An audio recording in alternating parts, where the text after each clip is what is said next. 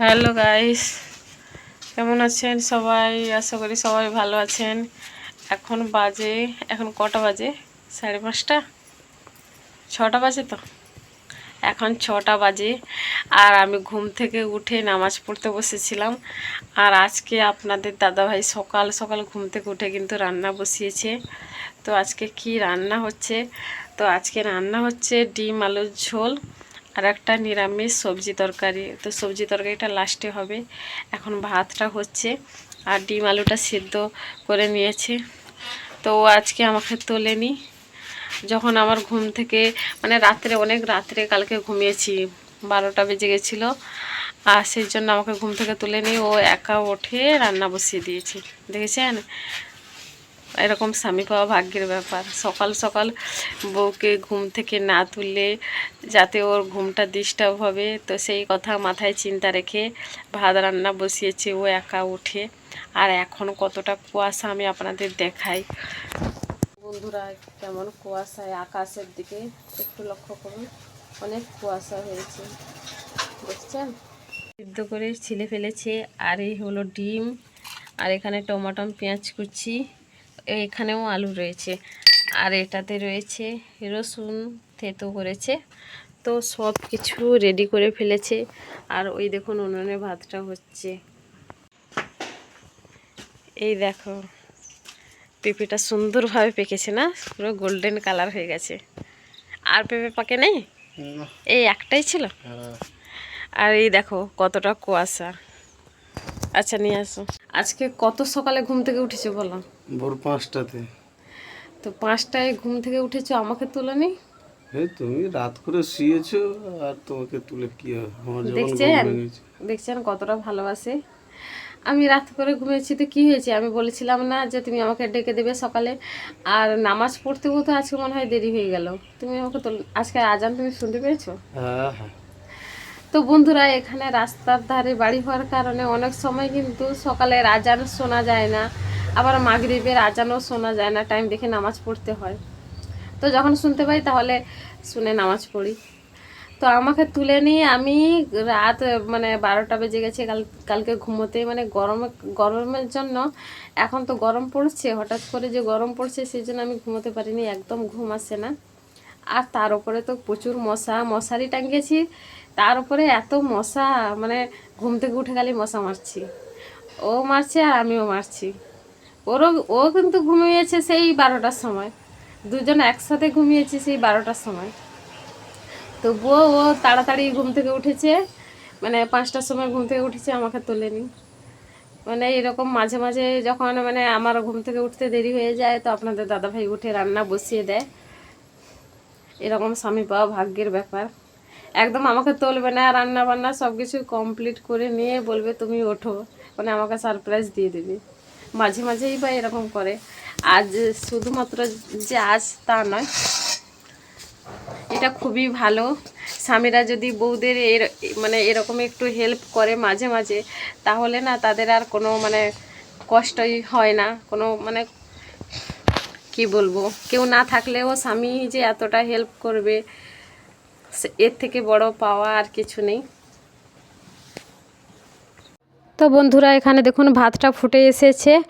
তো এরপর আমার খালি পেটের ওষুধ আছে। তো এই দেখুন হেমোপাত ওষুধগুলো আপনাদের দাদাভাইকে বলবো খাইয়ে দেবে। বন্ধুরা, এখন আপনাদের দাদাভাই আমাকে ওষুধ খাইয়ে দেবে। ও আজকে সারাদিন আমার সেবা করবে।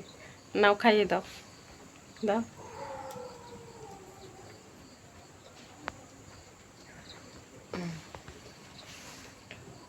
যেহেতু হেমোপাত ওষুধ, তো আমি কিন্তু ছাড়তে গেলে অনেক বেশি পড়ে যায়। সেই জন্য আপনাদের দাদাভাইকে বলি যে তুমি ছাড়িয়ে দাও বলছি, ভুল ভাল বলছি, তুমি ফোটা ছেড়ে দাও।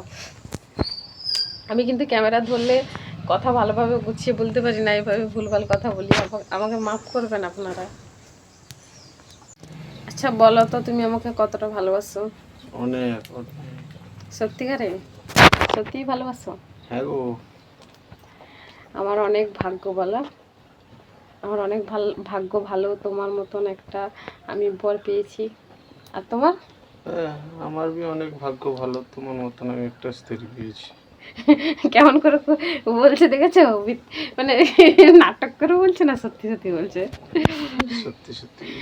তো বন্ধুরা দাড়িগুলো কিভাবে বেরিয়েছিল আপনারা দেখেছেন ভিডিওতে, কি বড় বড় দাড়ি, অনেক দিনের পর, মানে এত কাজের চাপ, এমন একটা মানুষ, ও খালি কাজ ছাড়া কিছুই বোঝে না। কাজ থেকে আসবে, বাজার যাবে, মানে বাজার। এটা আমার পিঠে হবে, আমি নারকেল দিয়ে প্রতিদিন পিঠে খেতে ভালোবাসি, সুজি নারকেল দিয়ে আমার খুবই ভালো লাগে, সুজি নারকেল দিয়ে। কতবার খেয়েছি? হ্যাঁ হয়ে এসছে।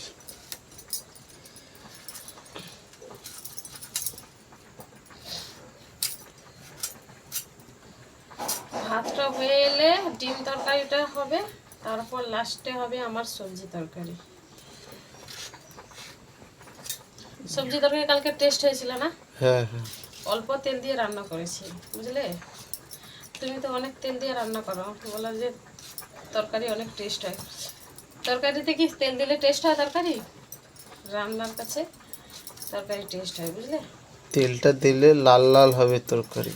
শরীর ক্ষতি হয় তাতে, লাল লাল তরকারি খেতে গেলে কিন্তু শরীর ক্ষতি বেশি।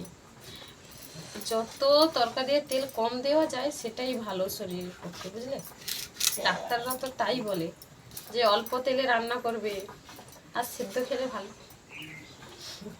আগের দিনের মানুষগুলো সব কাঁচা খেত না, কাঁচা সবজি খেত, সেই জন্য তারা বেশি দিন বেঁচে ছিল, আর অসুখ বিসুখও কম ছিল। এখন তো খেয়েই শুধু রোগ হচ্ছে।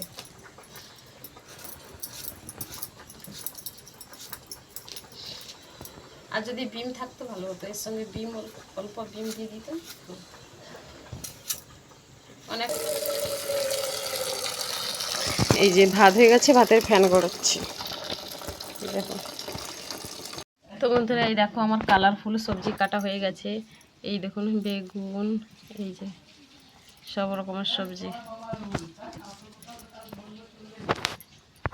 তো বন্ধুরা আমার সবজি কাটাকুটি কমপ্লিট হয়ে গেছে, আর ভাত রান্না হয়ে গেছে। ভাতের ফ্যানটা তো আপনাদের দাদাভাই গড়ে দিল, আপনারা দেখলেন। আর এখন আমি ডিমটা ভেজে ফেলবো। তো তেলটা গরম হয়ে গেছে, ডিমটা ছেড়ে দিচ্ছি। তো বন্ধুরা যেহেতু আমি ঘুম থেকে উঠে পড়েছি, আর সেই জন্য বললাম যে ঠিক আছে, যেহেতু ঘুম থেকে উঠে গেছি আর তোমাকে রান্না করতে হবে না, তো আমি তরকারিটা আমিই করি। আমাকে বললো তোমাকে তরকারি করতে হবে না, আমি রান্না করে দেবো। তো যেহেতু উঠে পড়েছি ঘুম থেকে, তো কেমন দেখা যায়, উনি রান্না করবে, কেমন একটা দেখা যায়, তাই না? সেই জন্য আমি বললাম ঠিক আছে আমি রান্না করব। তো বন্ধুরা ডিমগুলো তুলতে গিয়ে আমার হাতে একটু গরম ছ্যাঁকা লেগে যায়। তারপর আপনাদের দাদাভাই বলে তুমি সরো, আমিই রান্না চাপাচ্ছি, বলে দেখো ও আবার রান্না করতে চলে এলো। আর আপনাদের দাদাভাই যখন রান্না করে তরকারি কিন্তু প্রচুর পরিমাণে তেল দেয়, আর তরকারি অতিরিক্ত তেল আমার কিন্তু পছন্দ নয়, আর আমি পছন্দ করি না অতিরিক্ত তরকারির তেল। তো দেখুন ও সবগুলো মশলা কষিয়ে এবং আলু ডিম দিয়ে কষিয়ে ফেলেছে তরকারিটা, দেখুন। তো এবার তরকারিতে জল ঢেলে দিল, আর এরপরে এই ডিম আলুর ঝোলটা রান্না হয়ে যাওয়ার পর তারপরে আমার সবজি রান্না করব। ও হ্যাঁ, আরও আমার নাস্তা বাকি আছে করার।